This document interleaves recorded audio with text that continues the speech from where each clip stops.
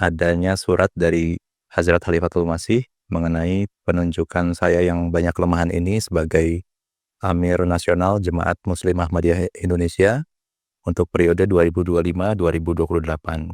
Nah, setelah saya mendengar berita tersebut, saya menjadi tidak bisa kata-kata, mungkin tekanan darah saya langsung naik. Kemudian pada saat itu saya sedang berada di kantor dan saya terus terang langsung menangis dan karena memang saya tidak bisa berkata-kata sehingga akhirnya pembicaraan dilanjutkan dengan WhatsApp. Kemudian saya menghubungi 2 orang terdekat saya, yaitu ibunda saya sendiri dan juga istri saya. Nah, selain dari itu saya praktis tidak bisa menyampaikan berita ini ke siapapun. Beliau nama lengkapnya adalah Zaki Firdaus Said, lulusan Sarjana Teknik Fisika dan Magister Elektro Institut Teknologi Bandung. Pernah menjabat menjadi Sadr Hudam selama 6 tahun kalau tidak salah ya Pak. Betul. 6 tahun dari 2010 sampai 2016. Dan saat itu pertama kali menjadi Sadr di usia yang relatif muda, usia 30 tahun. Kemudian masuk di pengurus besar Tim Ahmadiyah Indonesia, dimulai mungkin dari sekretaris Al-Wasiyah, kemudian pernah menjadi sekretaris MAL, naib amir di bidang keuangan, dan semua dilalui di usia Hudam atau usia di bawah 40 tahun. Dan masih di usia yang juga sangat relatif muda, di usia 45 tahun, beliau mendapatkan amanah yang sangat berat tentunya, menjadi Amir Nasional Indonesia oleh Khalifah kita tercinta. Tasyakur, hakikat tasyakur adalah bagaimana kita mensyukuri nikmat yang Allah Ta'ala telah karuniakan, telah anugerahkan kepada khususnya Jemaat Muslim Ahmadiyah di Indonesia, sehingga 100 tahun Muslim Ahmadiyah bisa eksis di Indonesia. Tentu ini bukan merupakan perjalanan yang singkat, tapi perjalanan yang panjang disertai dengan perjuangan pengorbanan yang luar biasa dari para generasi pendahulu kita, dan hal ini patut dan wajib kita syukuri dalam bentuk bagaimana upaya maksimal kita untuk menyukseskan dan juga mewujudkan amanah-amanah maupun petunjuk dan instruksi dari Hazrat Khalifatul Masih.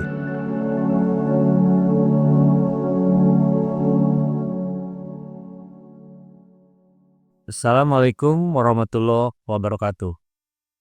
Sahabat Warta Ahmadiyah, kembali berjumpa dalam acara Bincang Tasakur.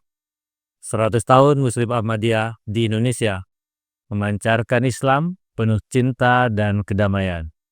Hari ini merupakan pertemuan yang sangat spesial, tentu saja untuk seluruh Muslim Ahmadiyah yang ada di Indonesia, karena kali ini kita akan bincang langsung bersama Bapak Amir Nasional Jemaat Ahmadiyah Indonesia periode 2005-2028 yang baru saja mendapatkan penunjukan dari Khalifah kita tercinta Hajat Mirza Masroor Ahmad Hayatullah Ta'ala bin Rasul Aziz.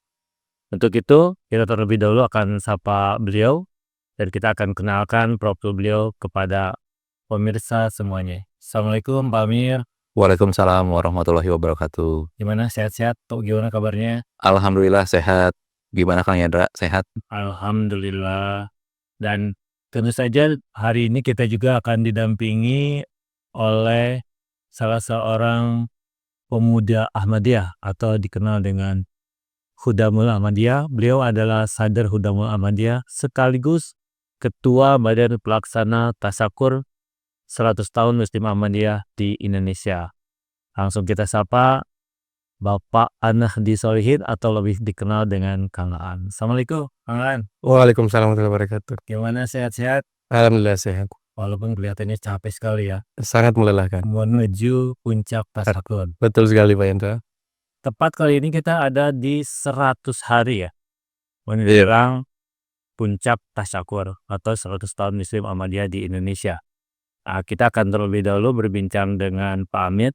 Namun untuk itu kita akan bacakan profil daripada Amir Nasional Indonesia terbaru 2025-2028. Beliau nama lengkapnya adalah Zaki Firdaus Said, lulusan Sarjana Teknik Fisika dan Magister Elektro Institut Teknologi Bandung.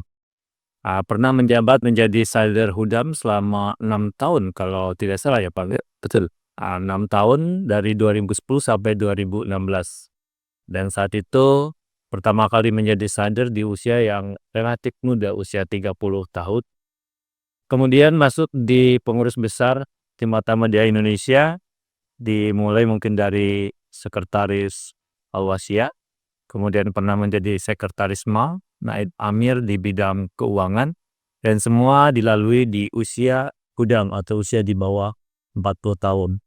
Dan masih di usia yang juga sangat relatif muda, di usia 45 tahun, beliau mendapatkan amanah yang sangat berat tentunya, menjadi Amir Nasional Indonesia oleh Khalifah kita tercinta. Nah, kita akan berbincang sedikit dengan Pak Amir di awal-awal soal bagaimana rasanya di usia yang sangat muda mendapatkan amanah yang sangat besar. Mungkin bisa dijelaskan saat pertama kali menerima surat dan juga. Iya, jazakumullah Kang Yendra. Ini sebetulnya pertanyaan yang sampai dengan saat ini pun saya masih mencoba beradaptasi ya. Jadi tanggal 25 Agustus 2025 pada hari Senin menjelang waktu zuhur kurang lebih pukul 11.30 saya mendapatkan telepon dari staf Amir Nasional Bapak Maulana Irfan, dan singkat cerita beliau menyampaikan adanya surat dari Hazrat Khalifatul Masih mengenai penunjukan saya yang banyak kelemahan ini sebagai Amir Nasional Jemaat Muslim Ahmadiyah Indonesia untuk periode 2025-2028. Nah, setelah saya mendengar berita tersebut, saya menjadi tidak bisa kata-kata. Mungkin tekanan darah saya langsung naik. Kemudian pada saat itu saya sedang berada di kantor dan saya terus terang langsung menangis. Dan karena memang saya tidak bisa berkata-kata sehingga akhirnya pembicaraan dilanjutkan dengan WhatsApp. Nah, saya sampaikan permohonan maaf karena tidak bisa melanjutkan pembicaraan telepon. Kemudian beliau pun bertanya apa yang harus saya lakukan atau instruksi apa yang diberikan. Nah, saya pada saat itu karena memang tidak bisa berpikir panjang, saya sampaikan di dalam WA itu ke beliau, beri waktu saya 1 jam, nanti saya akan berikan arahan. Nah, di dalam waktu 1 jam itu terus terang saya tidak bisa perasaan saya betul-betul tidak karuan ya pada saat itu. Kemudian saya menghubungi 2 orang terdekat saya, yaitu ibunda saya sendiri dan juga istri saya. Nah, selain dari itu saya praktis tidak bisa menyampaikan berita ini ke siapapun. Kemudian setelah waktu kurang lebih 1 jam atau mungkin 1,5 jam, saya baru sampaikan arahan melalui WhatsApp ke Pak Maulana Irfan. Saya sampaikan ke beliau supaya berita ini juga disampaikan ke Pak Sekretaris Umum PB dan Pak Sekum PB agar mengirimkan edaran ke jemaat-jemaat lokal, ke pengurus besar dan juga para pengurus dan mubalighin mengenai adanya berita ini. Nah, tapi saya sampaikan juga ke Pak Maulana Irfan, saya tidak bisa menyampaikan secara langsung ke Pak Sekum, jadi saya mohon beliau untuk menghubungi via telepon, jangan lewat WhatsApp.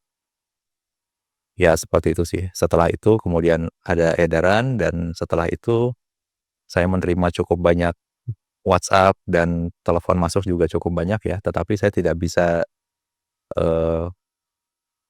tidak bisa merespon secara langsung. Dan saya baru bisa datang ke markas itu 1 hari setelahnya, karena memang pada hari Senin itu ya praktis, ya perasaan begitu ini ya.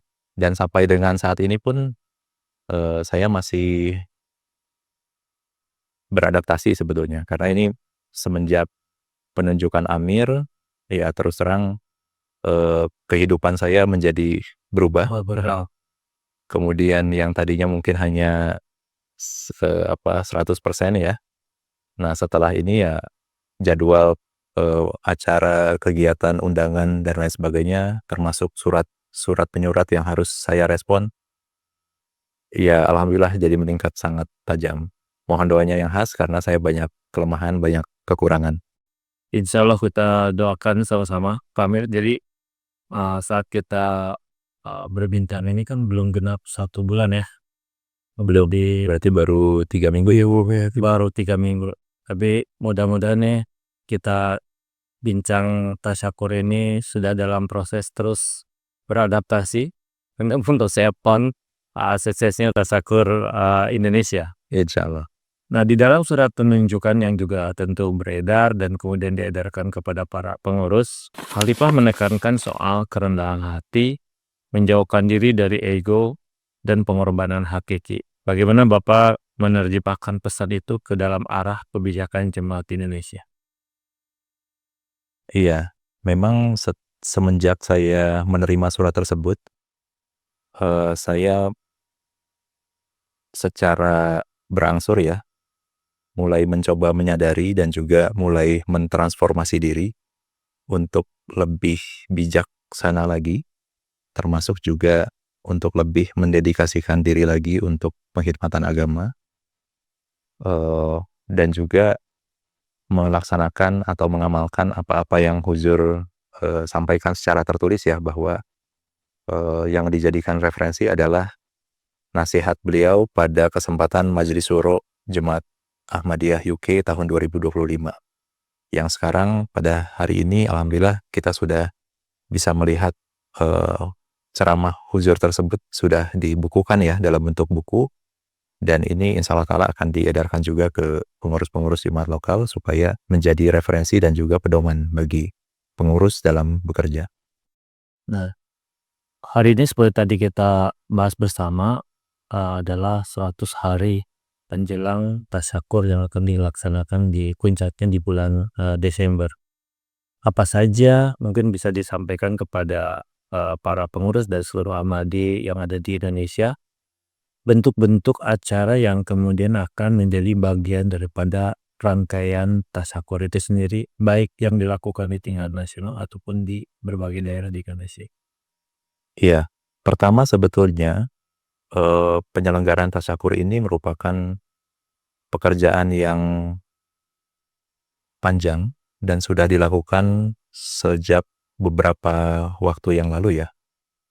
Dan sekarang kepanitiaan Badan Penyelenggara Tasyakur ada di bawah komando Pak Sadr Hudam, Pak Aan. Dan ini memang ada sebagian kegiatan yang memang sudah direncanakan sejak lama. Nah, namun menurut saya kita tetap harus meningkatkan awareness ya, kesadaran seluruh anggota Jemaat Muslim Ahmadiyah Indonesia bahwa genap 1 abad Jemaat Muslim Ahmadiyah di Indonesia itu hanya tinggal 100 hari lagi. Artinya waktu sudah sedemikian singkat, waktu tinggal sedikit, kemudian hanya tinggal menghitung hari. Sementara momentum tasyakur kan sesuatu yang hanya akan kita alami insya Allah ta'ala dalam seumur hidup ini hanya sekali. Dan momen itu tidak bisa kembali lagi. Tidak bisa terulang.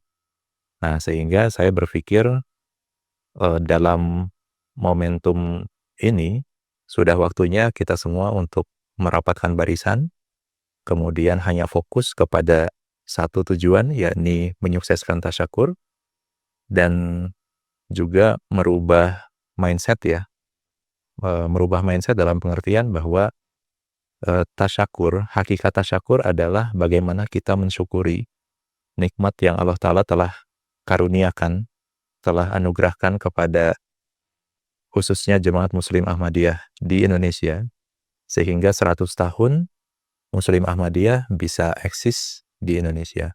Tentu ini bukan merupakan perjalanan yang singkat, tapi perjalanan yang panjang disertai dengan perjuangan pengorbanan yang luar biasa dari para generasi pendahulu kita, dan hal ini patut dan wajib kita syukuri dalam bentuk bagaimana upaya maksimal kita untuk menyukseskan dan juga mewujudkan amanah-amanah maupun petunjuk dan instruksi dari Hazrat Khalifatul Masih, khususnya untuk Jemaat Ahmadiyah Indonesia. Nah, kalau dalam bentuk teknis kegiatan itu yang kemudian kita akan dorong kepada para Ahmadi dan juga berbagai jemaat lokal di Indonesia ataupun di level internasional, kegiatan-kegiatan seperti apa yang kita bisa koneksikan dengan tasyakur itu sendiri, Pak? Iya, jadi mulai bulan September ini, setelah berkoordinasi dengan seluruh pengurus besar dan juga sadar badan-badan dan juga beberapa pengurus-pengurus terkait di tingkat nasional, kita sepakat mulai bulan September ini kita akan mulai membangkitkan kembali denyut tasyakur, dan ini akan terus dibangkitkan setiap minggunya melalui berbagai kegiatan dan rangkaian program, baik yang dilakukan di tingkat nasional maupun yang dilakukan di tingkat jemaat-jemaat lokal atau di tingkat daerah. Nah, jadi ada kegiatan yang memang dilakukan di tingkat lokal, ada juga kegiatan yang dilakukan di tingkat nasional.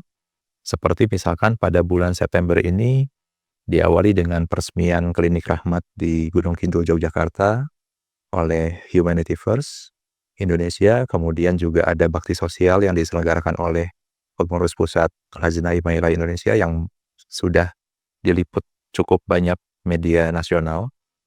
Kemudian juga ada acara pertemuan nasional Gus Durian, yang pada kesempatan itu juga kita banyak bertemu dengan tokoh-tokoh nasional negeri ini.